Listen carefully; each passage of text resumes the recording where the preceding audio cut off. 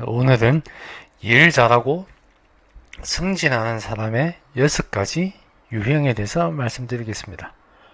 자, 첫 번째 유형은 보고를 자주 하는 사람이 되겠습니다.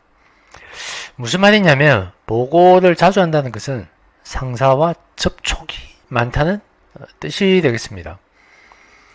그래서 일주일에 한 번 만날까 말까 할 정도로 상사에게 보고를 하지 않는다는 것은, 즉 일을 하지 않는다는 뜻이 될 수도 있습니다. 근데 이 상사를 만나서 보고를 한다는 게 망설여지는 것은 누구나 당연합니다. 근데 보고는 해야 합니다.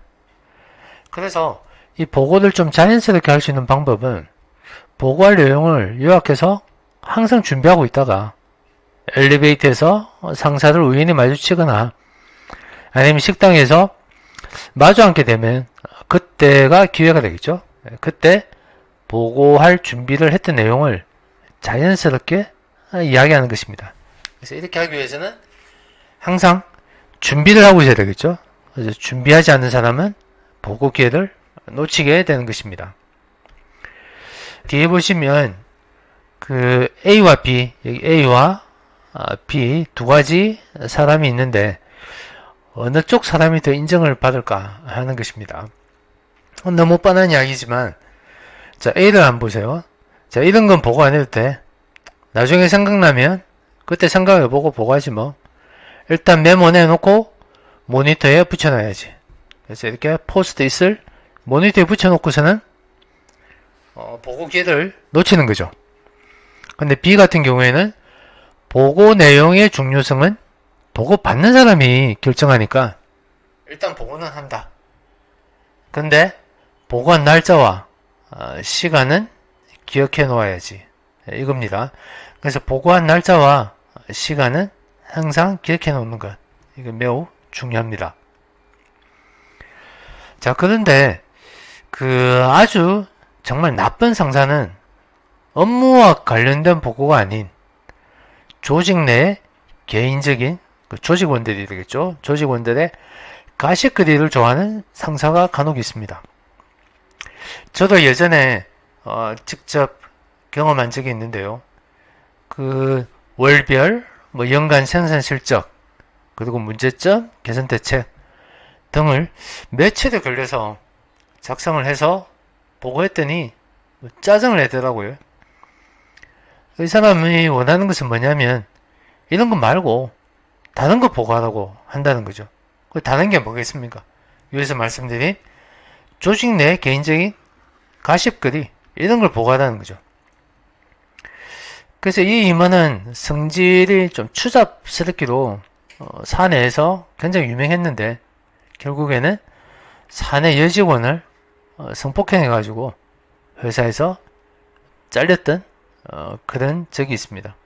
여러분 회사에는 요즘에 이런 상사는 없겠죠, 그죠? 예. 그리고 두 번째는 문제를 잘 해결하거나 해결책을 가지고 있는 사람이 되겠습니다. 그 회사에는 항상 문제가 발생합니다. 근데 이 문제를 잘 해결하는 사람은 반드시 승진하게 되어 있습니다. 사장이나 임원이 공공연하게 어떤 회사의 고질적인 문제가 있는데 이 문제를 해결하면 승진시켜준다, 이런 이야기를 간혹 하죠, 그죠? 그래서 따라서 회사에서 발생하는 여러 문제점을 정리하고 해결책을 평소에 고민하는 것이죠. 또는 해결책을 내놓기 어려우면 원인이라도 분석하여 보고하는 것입니다. 원인을 알면 해결 방안을 찾을 수가 있겠죠. 그래서 가장 좋은 방법은 해결책을 제시하는 건데 이 해결책을 찾는 게 그렇게 쉽지가 않습니다. 그러니까 원인이라도 여러분들이 잘 파악해서 어떤 문제가 발생했을 때 그 원인에 대해서 임원진한테 보고하게 되면 매우 좋은 능력 있는 그런 사람으로 인정받을 수가 있겠습니다. 자, 근데 이 문제를 해결할 수 있는 이 해결책을 찾기 위해서는 이 문제를 정확하게 보는 눈이 있어야 됩니다. 자, 여러분들한테 이런 눈이 있는지 제가 한번 체크를 한번 해볼게요. 여기 앞에 보시는 바와 같이 이 옷에 구멍이 많이 뚫려 있죠. 자, 이 옷에 뚫린 구멍은 모두 몇 개일까요? 여기 이렇게 하나 뚫혀 있죠. 그럼 여기 뚫혀 있고요. 그럼 여기 머리가 들어가는데 또 뚫혀 있고, 요 밑에도 뚫혀 있죠. 4개. 요 앞에도 있죠. 여기 5개, 6개. 자, 6개가 다일까요? 아니죠. 앞에도 뚫혀 있고 뒤쪽에도 뚫혀 있죠. 그러니까 6개에서 2개를 더해서 총 8개의 구멍이 뚫혀 있는 겁니다. 그렇죠? 그 다음에 또 하나 보시죠. 여기 앞에 그림은 우리나라의 스쿨버스, 버스 그림입니다. 버스가 지금 어느 쪽 방향으로 가고 있을까요? 네. 왼쪽일까요? 오른쪽일까요? 어떻게 보면 굉장히 간단하죠. 자, 지금 보시는 화면상에 내리는 문이 안 보이죠? 내리는 문이 안 보이니까 여기가 어디냐면 요 앞쪽이 아니고 저 뒤쪽이 문이 뚫혀 있다는 거죠. 자, 그러면 이 버스는 지금 왼쪽으로 가는 버스가 되겠죠. 자, 그리고 여기 세 번째 보세요. 여기 딸기 주스하고 오렌지 주스가 있습니다. 두 컵 안에 든 내용물의 위치를 서로 바꾸려면 최소한 몇 개의 유리잔이 필요할까 하는 것이죠. 자, 순서를 하나 보면 여기 비어 있는 유리잔이 있겠죠. 그래서 우선 딸기를 여기다가 붓겠죠. 다음 여기에 이제 딸기가 채워져 있을 거고, 그러면 여기 있는 오렌지를 다시 여기다가 부으면 되겠죠. 그 다음에 여기 딸기를 다시 여기다가 붓게 되면 뭐 다 끝난 건가요? 예, 이렇게 되면 유리잔이 한 개가 있으면 되겠다 라고 생각할 수 있겠죠. 근데 어떻게 또 다르게 생각해 보면 유리잔이 한 개가 필요 없죠.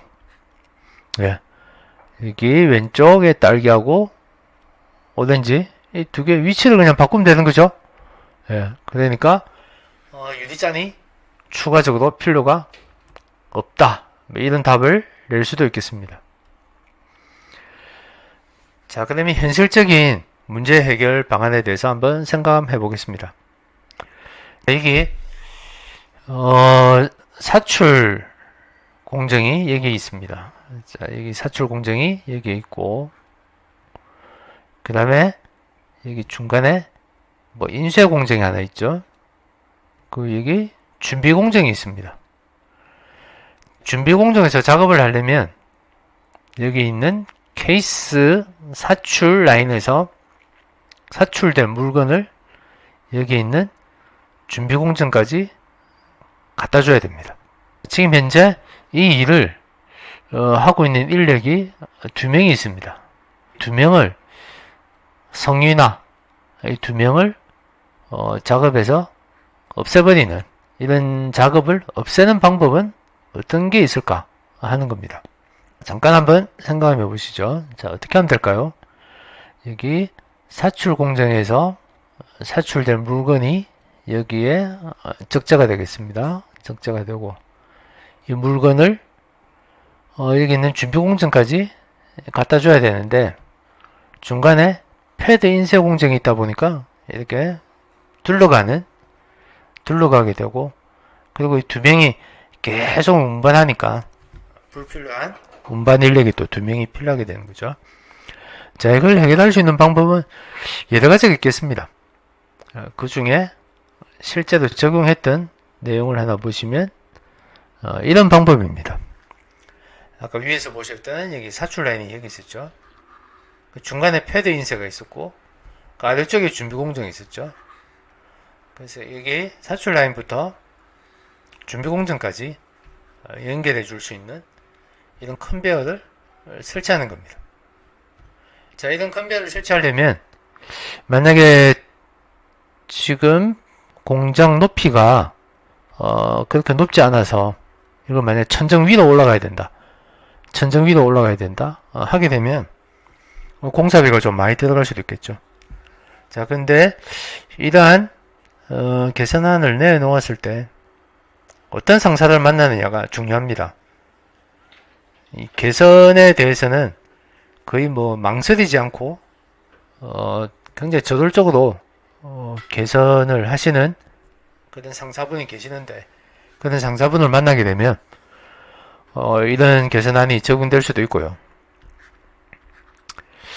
좀 소극적인 그런 상사를 만나게 되면 이런 개선안이 적용이 되지 않을 수도 있겠습니다.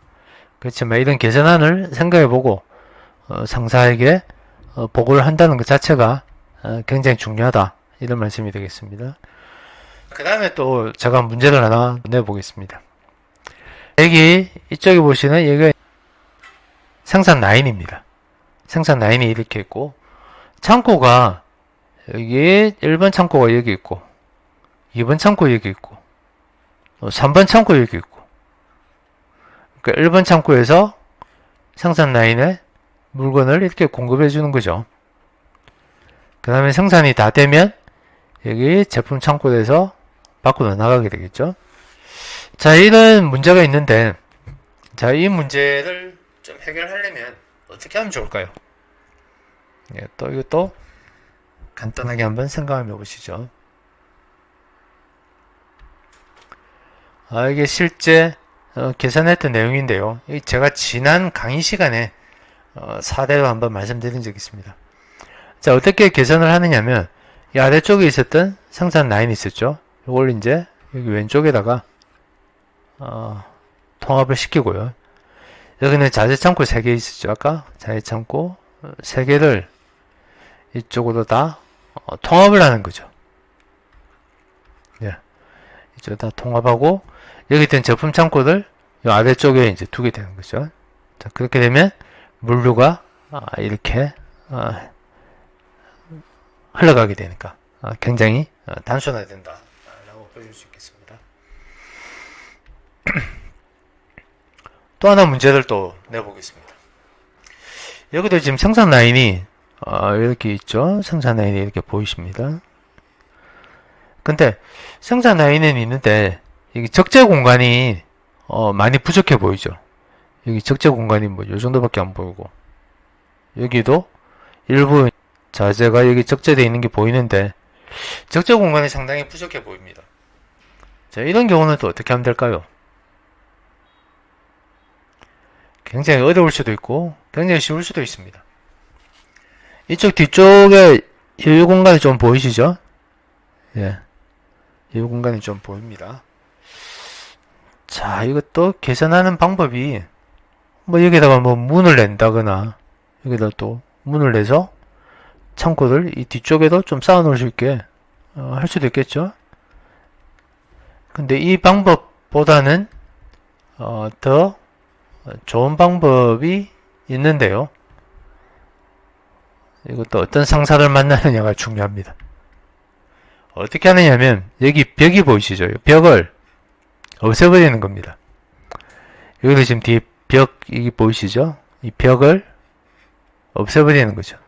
없애버리면 여기가 하나의 큰 창고 영역으로 확보가 되는 거죠. 그래서 여기 벽이죠, 그죠? 여기 벽도 보이시고 여기 또 벽도 있는데 이 벽이 생기면, 이 벽이 있으면 벽을 기준으로 해서 이쪽으로 또 이쪽으로 한 1m 가량 1m 가량을 우리가 사용할 수가 없게 되는 겁니다. 근데 이 벽을 없애버리면 1m 1m 어딘가 2m가 되겠죠. 2m의 공간이 더 확보가 되는 거죠. 네, 이런 개선안인데요. 이 벽을 없애버리자 하는 아이디어가 굉장히 중요한데 삼성에서는 요즘도 그렇습니다. 요즘도 이 벽을, 공장 내 불필요한 벽을 없애버림으로써 이 불용 공간, 사용을 못하는 공간을 더 많이 확보해서 그 공간을 뭐 사무 공간이라든지 뭐 적치대를 놓는 공간 이런 쪽으로 활용하는 방안을 많이 적용하고 있습니다. 근데 제가 일부 중소기업에 가가지고 이런 말을 여러 번 했는데 거의 대부분의 중소기업 사장님이나 경영진들은 무슨 소리냐고, 벽을 어떻게 허물 수 있느냐고, 절대 못한다, 네, 이런 이야기를 많이 했는데요. 이 벽을 없앤다는 게 상당히 큰 의미를 가지고 있습니다. 제조 라인에서 이 벽을 없앤다는 것은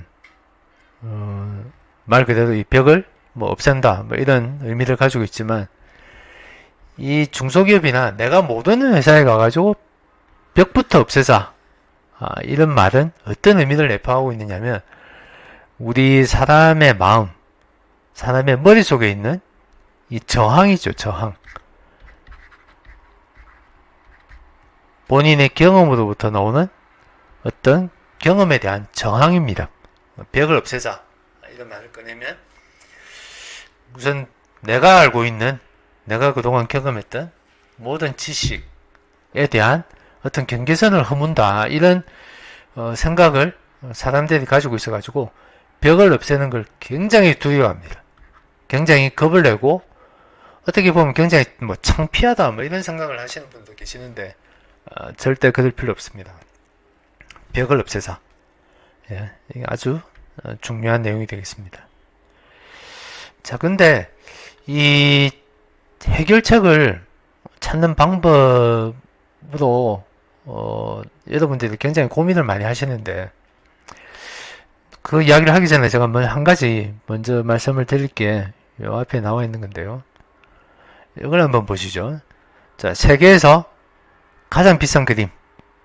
2015년에 세계에서 가장 비싼 그림이라고 해서 약 2천억 원 정도의 경매가 된 미술품이 있는데, 그 미술품의 제목이 알제의 여인들이라는 작품이 되겠습니다. 근데 지금 알제의 여인들이라는 제목의 그림이 두 가지가 있습니다. 95년대 피카소가 그린 알제의 여인들하고, 여기 1834년에 드라크로아라는 화가가 그린 알제의 여인들, 두 개가 있는데요. 이 중에 어느 그림이 2천억 원짜리일까요? 예, 여기 있는 피카소, 이 그림이 2천억 짜리입니다. 자, 근데 그림을 자세히 한번 보세요. 여기 사람이 한 명 있죠? 여기도 사람이 한 명 있죠? 여기도 보시면 사람이 한 명, 두 명 보입니다. 여기도 한 명, 두 명 보이죠? 여기 뒤에 뭐 검은 게 하나 보이죠? 여기도 뭐 하나 보이죠? 자, 이게 무슨 말이냐면, 피카소가 드라큘라의 알제 여인들 이 그림을 보고 자기 나름대로 영감을 받아가지고 그린 그림이 이겁니다. 좀 나쁘게 이야기하면 복제품이죠. 남의 그림을 보고 거기서 영감을 받아서 자기 나름대로 화풍에 맞게 해석해서 그린 게 이게 되겠습니다. 자, 근데 피카소 그림을 또 하나 보세요. 여기 피카소의 모작 세 가지가 있는데, 이 그림이 자기 창작품이 아닙니다. 이 그림 또한 1656년도 벨라스케스가 그린 그림을 피카소 나름대로 보고 모작, 자기 나름대로 영감을 가지고 그린 그림이라고 보시면 되겠죠. 그래서 여기서 제가 말씀드리고 싶은 것은, 가장 위대한 발명은 복제에서 시작한다. 남들이 했던 사례를 잘 보라, 이런 뜻입니다. 우리는 해결책을 찾으려고 고민을 많이 하는데요. 인터넷이나 유튜브에 많이 한번 찾아보십시오. 혼자 고민하는 것보다는 남이 했던 사례, 남이 했던 내용을 보시면 거기에서 내 회사에 맞는 좀 더 창의적인 생각을 찾아낼 수도 있으니까요. 그런 쪽으로 많이 고민을 한번 해보시기 바랍니다. 그리고 세 번째는 새로운 것들을 가져와서 이야기하는 사람이 되겠습니다. 경쟁사 정보이든 제품의 소비자 동향이든 불량 원인이든 기존에 알고 있던 사실과는 다른 새로운 사실이나 문제를 이야기하는 사람이 되라는 것입니다. 그래서 새로운 것을 이야기하면 경영진은 관심을 가지게 됩니다. 한 번 찾아볼 걸 두 번 보게 된다는 것이죠. 그래서 새로운 것을 이야기하기 위해서는 근데 공부를 해야 됩니다. 같은 문제와 내용에만 관심을 가지지 말고 주변에서 항상 새로운 것을 찾아보고 이걸 이제 보고를 해라. 이런 뜻이 되겠습니다. 한 가지 예를 들게요. 자, 요즘 4차 산업혁명 이야기를 쭉 하면서 AI 기반의 스마트 공장이니 CPS, 사이버 피지컬 시스템이니 말을 어렵게 하는데요. 자, 이것은 가상 공간에서 미리 공장을 구현하여 돌려보고 문제점을 찾아내고 미리 바꾸고 개선해서 더 좋게 실제 공장으로 만들겠다는 뜻이겠죠. 근데 이 CPS니 이런 개념은 전혀 새로운 개념이 아닙니다. 새로운 기술도 아닙니다. 이미 6, 70년대에 만들어진 컨셉이 되겠습니다. 단지 그때는 이걸 구현할 방법이 없었던 것이죠. 왜냐하면 컴퓨터 성능이 너무 떨어져 가지고 그랬었습니다. 근데 이거는 이미 최근 한 20년 전부터 컴퓨터 성능이 급속도로 올라가면서 국내 대기업 삼성이니 이런 기업에서는 이미 20년 15년 전부터 이미 실제 활용해오던 그런 내용입니다. 말만 CPS가 아니지 CPS 개념을 실제 현장에서 활용하고 있었습니다. 근데 요즘 강의나 이런 데 보시면 AI 전문가라고 해서 강의하는 몇몇 전문가들의 말을 들어보면 이게 지금까지 없었던 새로운 것처럼 이야기하는데요. 아닙니다. 이미 2차 대전 때부터 있었던 개념입니다. 단지 그 개념이 기술적으로 구현하기 힘들어서 좀 지연이 되고 있다. 이런 말씀이 되겠습니다. 근데 그러면 무엇이 새로운 것인가 하는 것인데요. 새로운 것이라고 판단하는 사람은 상사입니다. 내가 판단하는 게 아닙니다. 그래서 내가 아무리 새로운 것이라고 생각해도 상사가 이미 알고 있거나 관심이 없으면 새로운 것이 아니라는 것이죠. 그래서 새로운 것은 찾기가 더 힘들다는 겁니다. 상사가 시큰둥한 반응을 보이면 새로운 것이 아니죠. 그래서 평상시에 상사가 무엇에 관심을 가지고 있는지 잘 관찰을 해야 됩니다. 경쟁사 동향에 대해서 관심이 많은지, 새로운 컨셉의 제품인지, 새로운 공법인지, 또는 제조혁신의 동향인지, 생산 시스템 변화 방향인지, 이러한 것들에 관심을 가지고 상사를 잘 관찰할 필요가 있습니다.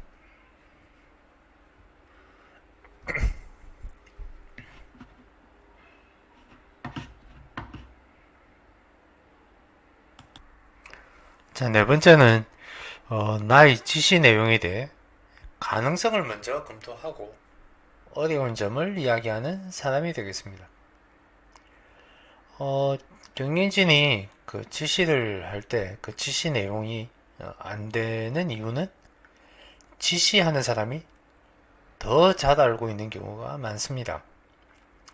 그 임원 본인이 했던 이야기가 어떤 문제를 일으킬지 걱정하고 지시하는 것입니다.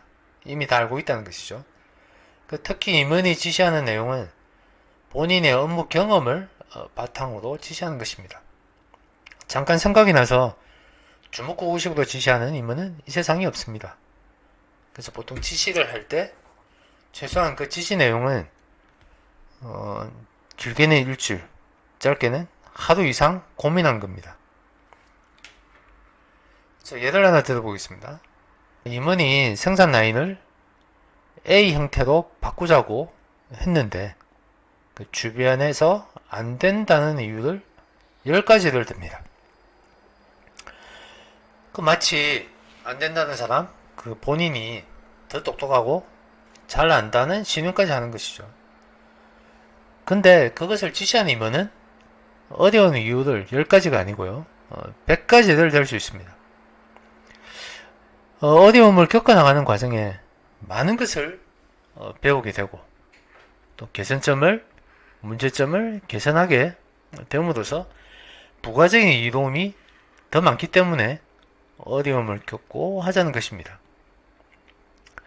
임원도 위에 사장이 있습니다. 생산성이 안 나온다거나 품질이 나빠지면 더 안 좋은 평가를 받게 됩니다. 그 위험을 무릅쓰고 임원이 하자는 것입니다. 안 되는 이유는 임원이 더 많이 알고 있습니다. 그 사실을 명심하시기 바랍니다. 자, 또 예를 들면은 그 생산 임원이 지금까지 생산 계획을 주간 확정 생산 계획 체계로 운영을 했는데, 자, 이걸 차 3일 생산 확정 체계로 바꾸기를 원합니다. 자, 이럴 때 담당자인 여러분은 어떻게 말을 해야 될까요? A를 한번 보시죠. 우리 회사는 이것은 불가능합니다. 협력업체도 이런 체계에 맞지 않고 생산 라인도 준비 교체 시간이 길어서 안 됩니다. 매우 힘들다고 생각합니다. 라는 A가 있고요. 자, B는 자, 이를 실현하기 위해서는 431 생산 확정 체계를 실현하기 위해서는 협력업체에 대해서는 어떻게 준비시켜서 하겠다. 그리고 제조 현장은 준비 교체 시간 단축 활동을 3개월 내에 현재 몇 시간에서 몇 분 이내로 단축하여 431 확정 생산 체계가 준비가 될 수 있도록 노력하겠다. 그렇지만 바로 시작하기가 힘드니까 단계를 좀 나누어서 1, 2단계로 나누어 6개월 또는 길게는 1년 내에 실현할 수 있도록 하겠습니다. 자, 이렇게 대답하는 B가 있습니다. 자, 여러분들은 A와 같이 대답하면 안 된다는 걸 알고 있는데도 불구하고 거의 대부분의 사람들이 A처럼 행동합니다. 참 이상하죠. 예. 자, 그리고 5번째 유형이 되겠습니다. 5번째 유형은 문제만 이야기하고 개선책도 같이 이야기하는 사람이 되겠습니다. 근데 대부분의 사람은 문제만 이야기합니다. 말로만 하는 사람이 100명 중 98명이고요. 2명 정도만 개선책도 같이 이야기합니다. 회사는 회사의 어떤 문제를 이야기할 때는 개선 방안도 같이 이야기하십시오.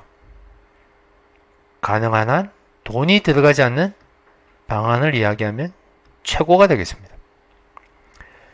근데 보통 회의석상에서 무엇을 하자고 경영진이 이야기했을 때 안되고 어려운 점을 매우 정확하고 상세하게 이야기하는 사람이 있습니다. 듣고 있으면 많이 알고 있고 분석력도 뛰어나서 카리스마도 있어 보입니다. 한편으로는 좀 부럽기도 하죠, 그죠? 그런데 임원은 이 사람을 승진시킬까요? 안 시킵니다.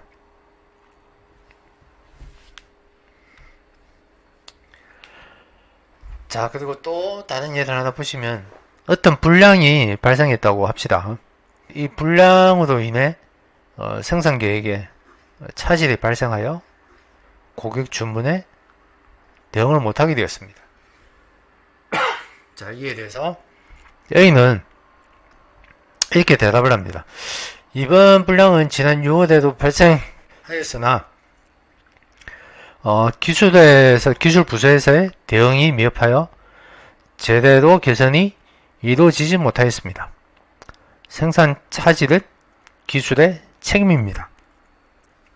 라고 대답하는 A하고, 그 다음에 B는 지난번에도 이런 문제가 있어서 기술 부서에서 대응을 하였으나 기존의 설비 위치 정확도가 떨어져 개선하기에는 투자비가 과다하여 수작업으로 세팅을 다시 하였으나 근본 문제가 해결되지 못하였습니다. 잠정적으로는 사람이 수작업으로 계속 세팅을 조정하여 분량은 줄이고 있으나 항구적으로는 투자를 통하여 설비를 개선해야 합니다. 이렇게 대답한다는 것이죠. 여기에서 포인트는 뭐냐면 이 투자를 해야 된다는 거죠. 그죠? 그래서 대부분의 임원은 사장도 마찬가지입니다. 돈 이야기를 꺼내면 본인도 돈 쓰는 것에 대해서는 좀 제약이 많습니다. 사장도 마찬가지고요. 임원은 더 심합니다. 그래서 돈 때문에 못한다 이런 말을 하면 대부분 그냥 넘어갑니다. 근데 그런 이야기 없이 그냥 어떤 뭐 부서의 책임이다 이런 식으로 대답하면 이 사람은 승진해서 제외가 되겠죠. 그 다음에 마지막으로 6번째 유형이 되겠습니다. 자, 일을 잘하는 사람과 일을 열심히 하는 사람 중 누가 승진 할까요? 라는 것인데요. 제가 신입사원, 이내 경영사원 그 면접 때 있었던 일인데, 면접할 때 보면 제가 이제 좀 그 큰 회사에 있다 보니까 보통 그 면접하러 오는 사람들이 소위 그 유명 대학 출신들이 많습니다.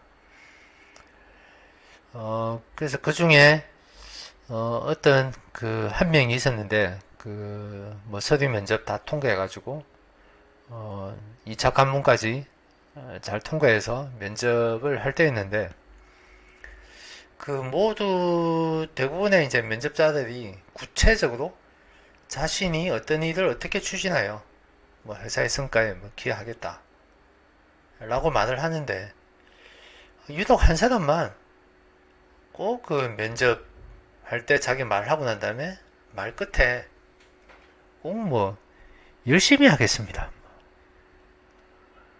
그 남들처럼 어떤 일을 뭐 추진하여 회사에 기여하겠다 구체적으로 이렇게 말을 좀 해야 되는데, 구체적으로 말을 하지 않고 그냥 일반적인 이야기를 하다가 맨 마지막에 뭐 열심히 하겠습니다 이런 말을 하더라고요.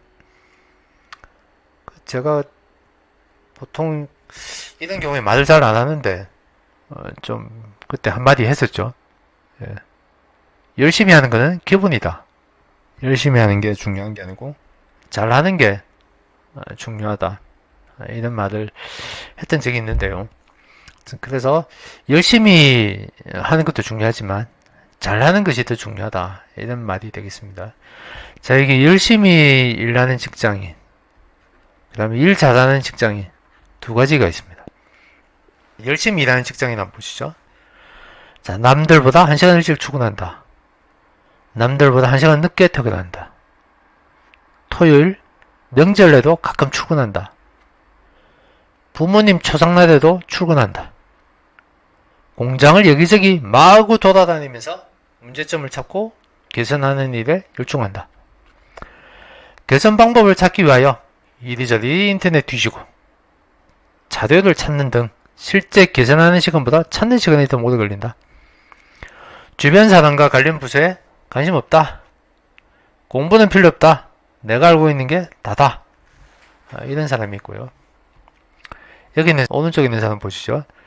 현재 문제가 되고 있는 생산 라인을 집중 개선합니다. 그리고 정리된 개선 노하우를 가지고 있기 때문에 개선 시간 감소를 할 수가 있습니다. 사례 및 데이터를 이미 많이 가지고 있어서 쉽게 해결책을 찾을 수 있습니다. 관련 부서와 수시로 협의하고 전문 인력을 찾아서 문제를 논의합니다. 그리고 가족 및 개인 생활에 관심이 많고요. 친구 및 동료의 경조사에 참석하여 성의껏 위로하고, 그리고 항상 공부하고 독서하는 겁니다. 자, 이게 바로 일 잘하는 직장인이 되겠습니다. 누가 승진하느냐? 과거에는 이런 사람이었죠, 그죠? 과거에는 이런 사람이 있는데 요즘은 이런 사람 승진 안 됩니다. 이런 사람들이 승진됩니다.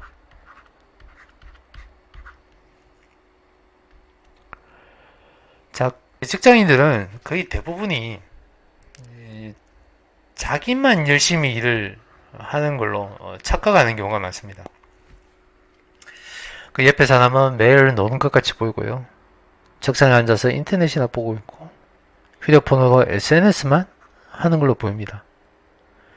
근데 사실은 그들 모두 열심히 회사 생활을 하고 있다는 사실을 알아야 합니다. 자신의 주어진 업무 내에서 모두 자신만의 관점에서 열심히 하고 있습니다. 따라서 열심히 한다는 것은 나의 주관입니다. 그래서 나의 주관으로 보면 되는 게 아니고요. 그래서 우리가 가지고 있는 관점을 열심히 한다는 것에서 잘 한다는 걸로 관점을 바꿔야 된다는 것이죠. 그래서 잘 하게 되면 주변의 평가가 있게 되고, 그렇게 되면 회사의 성과도 가져오게 되는 것이죠. 그래서 열심히 한다고 해서 이게 평가가 있는 게 아니고요. 잘 해야지 평가가 되는 것이고, 그 평가에 의해서 회사에도 성과가 주어지게 되겠죠. 그래 되면 모든 사람들이 다 인정하는 일 잘하는 사람, 성과를 낸 사람으로 결론이 나게 되겠습니다. 자, 오늘은 일 잘하는 사람, 그리고 그래서 승진하는 사람의 6가지 유형을 살펴봤습니다. 예, 수고하셨습니다.